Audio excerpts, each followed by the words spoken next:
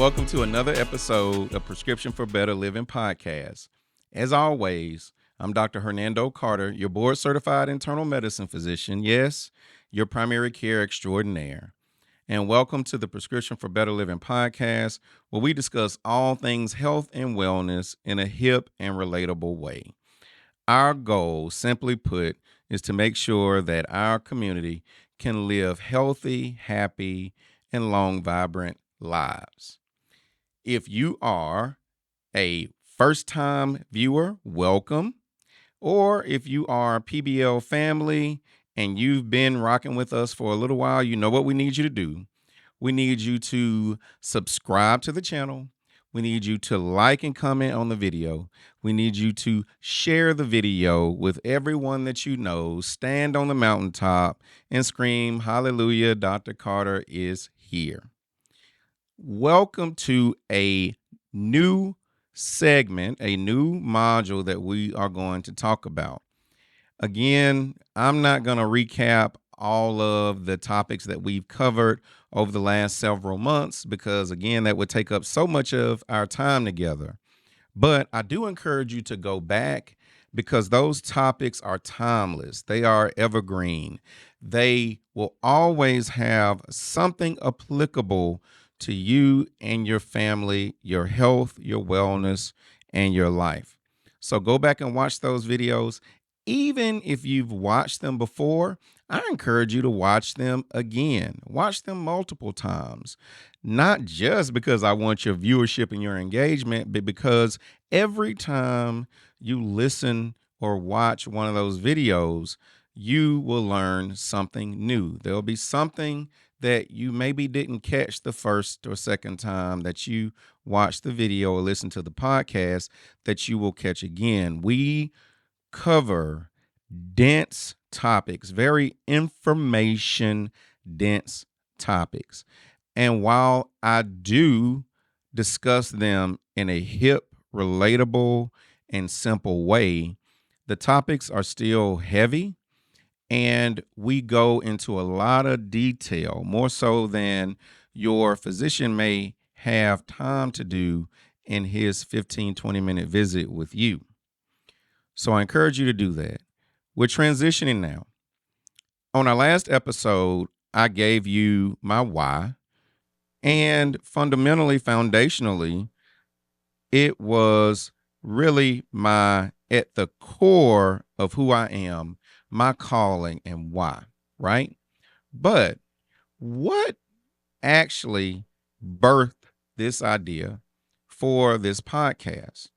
And remember, I always say our goal is to promote health equity, right? Well, what's the opposite of equity? Well, I'm glad you asked. It's disparity. So now we are going to get into talking about healthcare disparities. We're going to talk about what disparity is in healthcare. So we're going to define that. We're going to give you some examples of that in the medical literature, but then some real life applicable examples that you may have read about in the paper or seen on television. And then as we go forward in the weeks and episodes to come, we're really going to take a deep dive into the history of health disparities in our country. When was the seed of health disparity planted in our country? When was the seed of health discrimination planted in our country? When was the seed of medical apartheid? And that is a good book for you to read, Medical Apartheid. When was that seed planted in our country? And the fruit that those seeds bear: mistrust of the medical industrial complex, mistrust of the healthcare system, broadly speaking, mistrust of healthcare providers. And it used to be that a lot of people in our community, and I'm talking about the Black community, had a lot of mistrust in the healthcare industry. But after COVID-19 and the politicization of science and medicine, more broadly speaking now, the mistrust of doctors and scientists and healthcare and medical therapies is really pervasive in our country. We are seeing now the rates of unvaccinated children rise to levels that we've not seen in many years. We are seeing diseases that, for all intent and purposes, were eradicated in our country because of the vaccination program starting to rear their heads again. I, in my training, never saw a case of measles or mumps in person. But now the cases of measles and mumps are on the rise again because parents are deciding not to vaccinate their children with the MMR, measles, mumps, rubella vaccine. What is the implication of that? Again, we are seeing spikes and clusters of outbreaks of diseases that, again, for a whole generation of doctors was eradicated. Polio. I've never taken care of someone with an active case of polio because it was eradicated. However, I have cared for adults with post-polio syndrome who had paralysis. They were confined to a wheelchair or a bed. In my nursing home practice, I rounded on them. They had neurologic pain and deficits from post-polio syndrome. So I have seen the unfortunate after effects of polio. But we are in such a dangerous place right now in our country that we can see the resurgence of a whole host of viruses and infections that we thought we had beaten and we thought we were done with. I remember when I was a little boy, I was in the 3rd grade, and I noticed in the mirror after a bath, I had some red bumps on my chest, and they itched a little bit. And I thought, uh-oh, I might have chicken pox. Now, I never knew really what chicken pox looked like before then. But when I saw that distinctive looking rash on my body, I knew exactly what it was.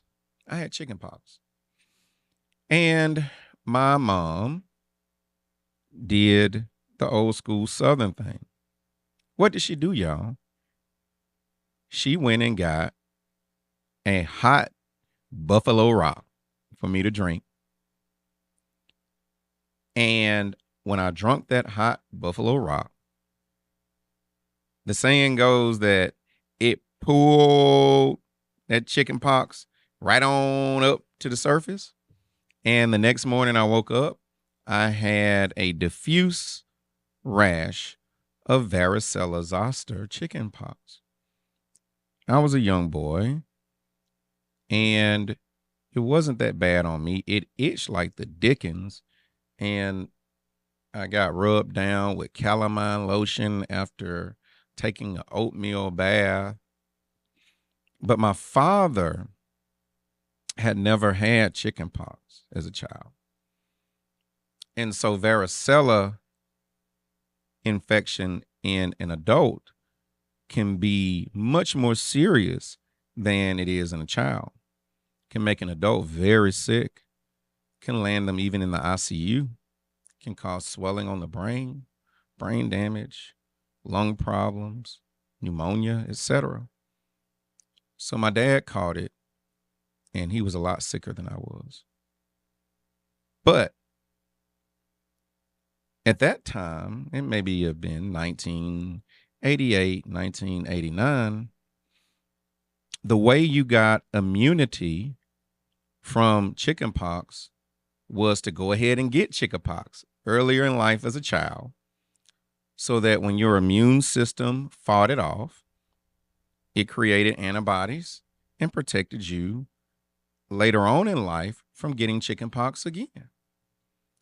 Well, sometime after my childhood, they, healthcare professionals, began vaccinating children against chickenpox, the varicella zoster vaccine. None of my children, I have 3 boys, 18, 15, and 13. None of them have had the chickenpox. Hadn't had to battle that as a parent. Well, why? Because they were vaccinated. Yep. But guess what? It's coming back too. That's medical distrust that's rearing its head. And for one segment of the population, the non-Black segment, that was more of a political thing, right? But for our community, it is a deep-rooted mistrust of the healthcare industry, mistrust of doctors, mistrust of surgeons and nurses and etc. So we have a problem that we need to confront. We talk about the Tuskegee study, and we'll get into that, into what the implications of the Tuskegee study were, and really what was the Tuskegee study. Because if you listen to people talk about it, you would think that the Tuskegee study actually gave something to these men, caused them to contract something. But that's not what happened. And so we'll get into the facts about that. But let's talk about health disparities. What is a health disparity? A health disparity is a preventable health difference that affects a group of people who are disadvantaged due to a shared characteristic such as race, disability, sex, socioeconomic status. That's a health disparity. What are examples of health disparities? I'm glad you asked. Breast cancer screening and breast cancer in our country. Typically women who are aged 50 to 74, they say, although most physicians start screening at age 40 for breast cancer.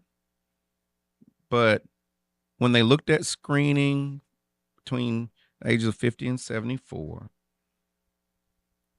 when white women and Black women were screened at similar rates, so they all got the screening test, when Black women were diagnosed with breast cancer, they were often diagnosed with more advanced breast cancer. The mortality rate, despite similar screening rates, the mortality rate for Black women is higher. Why is that? That is a health disparity. So that when you control for all things being equal, you can have someone who has the same education level, they can have the same job, the same income, the same resources. If you put them side by side, the resumes, the credentials, everything the same. And the only difference is the race. One's black, one's white. The black person gets it earlier, gets it worse, dies at higher rates, dies earlier. That's a health disparity. Why is that? Now, you cannot really believe that somehow these people are just cursed and they are doomed to live an existence in which they will just have shorter lifespans. They are just going to be sicker. They just gonna have high blood pressure. They just gonna have diabetes. They just gonna have kidney disease and be on dialysis at a higher rate than non-black people just because they're black. You can't believe that is the fundamental reason why, just because you're black. If you do believe that, then you need to hang on in here with me as we cover these episodes in the coming weeks. Well, if there's something more to it, then what is it? And more importantly, once we determine what it is, how do we fix it? There has to be a way to fix it, and we're going to talk about that. Another example, black adults experience higher burden of cardiovascular risk factors relative to white adults. Similarly, American Indian individuals, so Native Americans, are 1.5 times as likely to be diagnosed with coronary heart disease compared to the white population. Increasing evidence points to structural racism as the root cause of racial ethnic disparities in the United States, including 4 recent scientific statements and presidential advisory from the American Heart Association. American Heart Association. This is not a partisan organization. This is not an organization with an overtly political aim or angle. It's the American Heart Association. And I didn't say it. They said it in their studies on their website that racism, structural racism, is the root cause of racial ethnic disparities in the United States. Racism, structural racism, is the cause of health disparities.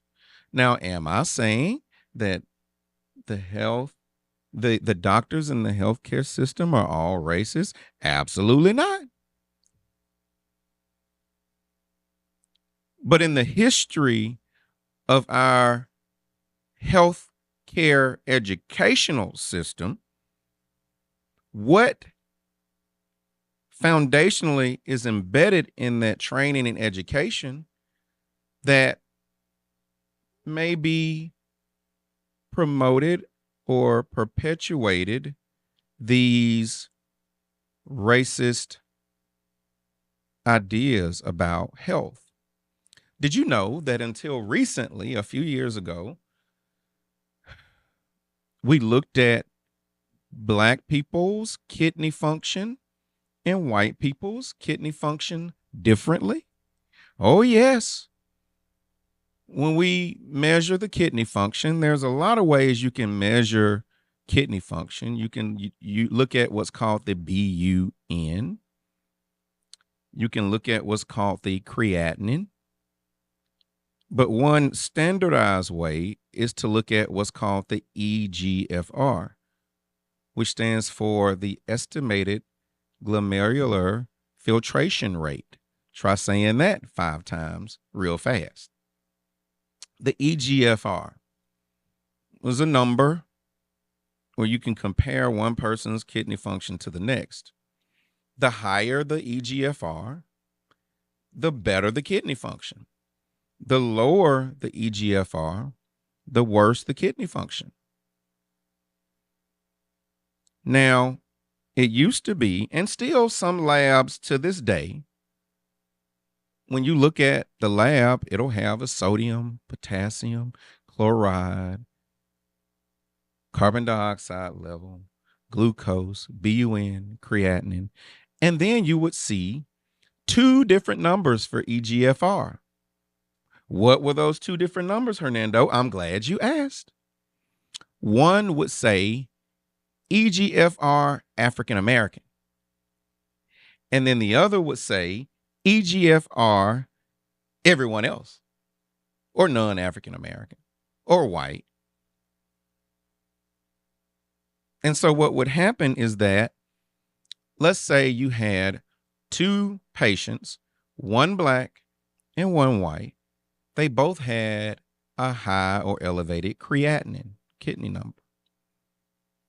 Let's say 1.5, which is elevated. It's not terrible, but it's elevated. In the black person, it may say that creatinine of 1.5 equated to, and I'm just throwing out an example, this isn't precise math, but it was normal, right? The EGFR in the black person, let's say, was 85 or 90, which is normal. That same creatinine in that equation, when it looked at a white person's EGFR, it would say that that EGFR was lower. It was abnormal. Maybe it was in the 50s. Well, why is that important, Hernando? Isn't a normal number better than an abnormal number? Not in this case. Not when it's wrong, and not when we do the lab test to detect whether someone has abnormal kidney function, so that we can catch them early enough so we can institute the treatments and the lifestyle changes that they need in order to prevent their kidney function from getting worse. When we're using that to detect a problem early so that we can keep the person off of dialysis, and then we wonder why there seem to be so many more black people on dialysis over all these years compared to our white counterparts. Well, maybe it's because these racist EGFR equations were not detecting chronic kidney disease early enough to make a difference for black patients before they got to end-stage renal disease and had to go on dialysis. Yeah. Another head popper. Why is it that the rate of kidney transplant has historically been so much lower in the black community? I'm glad you asked. You can't qualify for a kidney transplant if you have normal or mild to moderately abnormal kidney function. Your kidney function has to be very weak. You have to be end stage on dialysis. Well, if you have an equation that says that just inherently black people's creatinine is going to be higher because they're black, and it draws on all of these racist stereotypes about black people being more muscular, and that causes the creatinine to be elevated. Just black people just gonna have higher creatinine. So we're gonna make this equation correct for that. And so with the high creatinine, black people's EGFR is just gonna be better. So we're going to actually inadvertently delay the detection of kidney disease in black patients. So you have more black patients going on dialysis, but fewer getting transplants.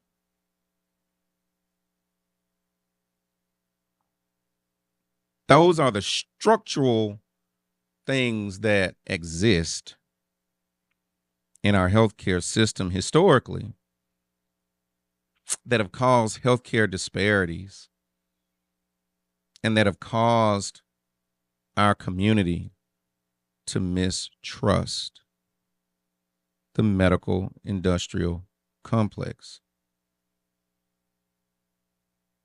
There are many stories of black doctors, medical doctors, being treated differently when they had to encounter the healthcare system. Yep, black doctors. There's a story. You've seen it, maybe. A medical doctor, black female, tested positive for COVID. And she went to the emergency department. She was having chest pain. She was having shortness of breath. And she told them, I'm a medical doctor. I have COVID. And I believe I have blood clots in my lungs because I'm experiencing these symptoms. And she listed them out, those symptoms. They didn't listen to her. They wouldn't test her. They were dismissive.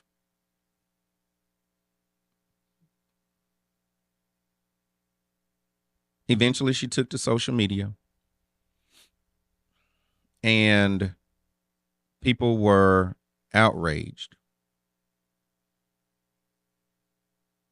And she wrote the medical board. Not only would they not test her, but they minimized her pain. They wouldn't treat her pain adequately. They would not give her the stronger doses of pain medication because they thought that somehow she was over expressing her pain.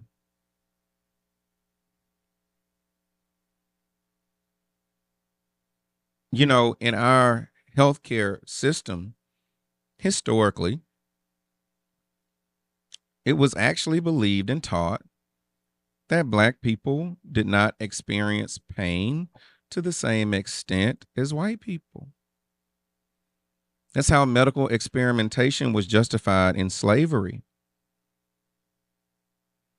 I encourage you to research The Mothers of Gynecology.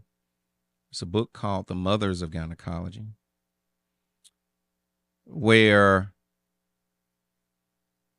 enslaved women were experimented on to test surgical procedures and surgical instruments that we use today in medicine.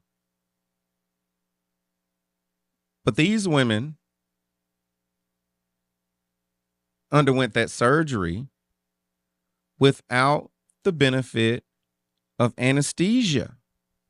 Now, not anesthesia as we know it today. They didn't have the Michael Jackson milk, the propofol that just knocked you out, but they had medication at the time that could ease the pain and numb it some.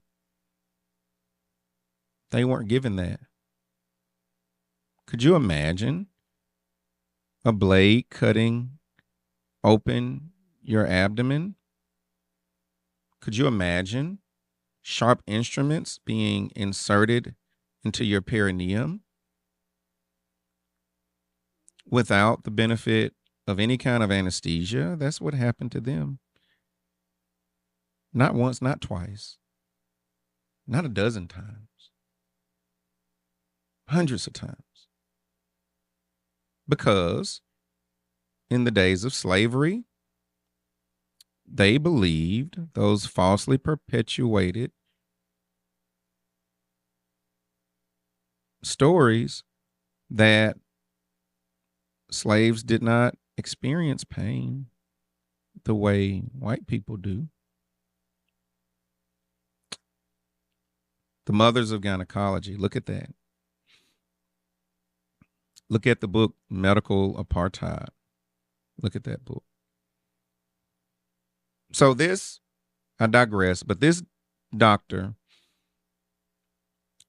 medical doctor, board certified, told them, I'm having symptoms of blood clot. Would you please test me? The pain medication is not touching my pain. Please help me. So eventually she did get the test and she did have blood clots. And eventually they did treat her pain. Because of the public pressure, the medical board started looking into things. And this is not in Alabama. But they didn't apologize. And that delay in treatment cost that lady her life. She died. Yep. Here in Alabama, in Mobile, Alabama, a young black female who happened to be a medical doctor, an OBGYN, mind you, died in childbirth. It happens more than you care to know. She had something going wrong during the delivery. She tried to tell him. She's a doctor. They didn't listen. She died. Example after example after example of this, where you can have two people, both doctors, same level of education, same specialty, same zip code. They could be next door neighbors. But one happens to be black, one happens to be white. And more often than we care to admit, the black person is treated differently,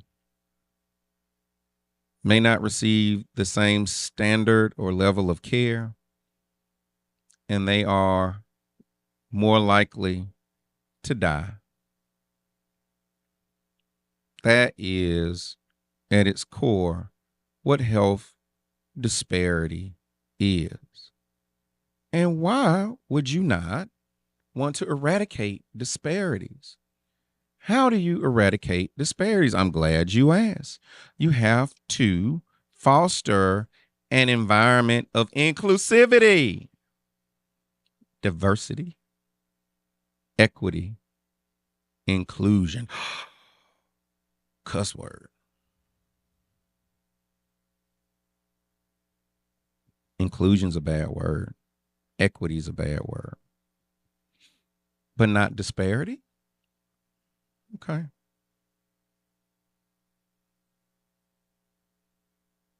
Did you know that we only started really facing disparities in healthcare. And I mean, on a big stage with reputable organizations like the American Heart Association, the CDC, American Cancer Society, after George Floyd. Yep.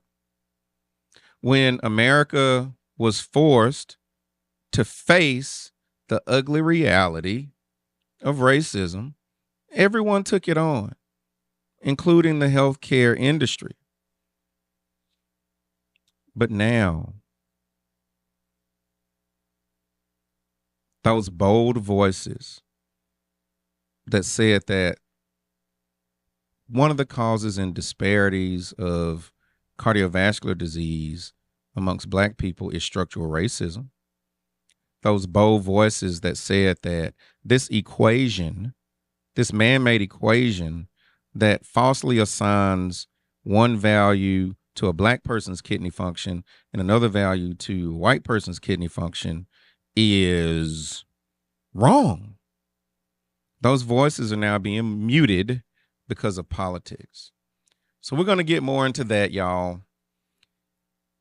This has been another episode of the Prescription for Better Living podcast. As always, I'm Dr. Hernando Carter, your primary care extraordinaire, board certified internal medicine physician, saying to you, make sure that you like the video, make sure you comment on the video, make sure you subscribe to our channel, spread the word, tell everyone the good news. Hallelujah, Dr. Carter is here. Until next time, Dr. Carter out.